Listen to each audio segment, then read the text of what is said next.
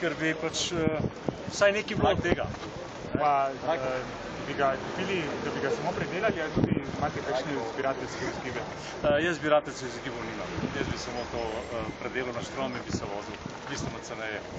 Kaj pa tukaj ljudje mislite, da kolikšna bo cena dejansko teh, koliko bodo prodani? Ja, odvisno od tega, koliko je tisti, ki imajo zbirateljske nagibe.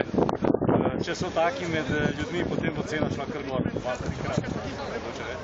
Pa mislite, da so takšni tukaj, ki imajo zbirateljske nagibe? Ja, mislim, da so. Pa se pa tako za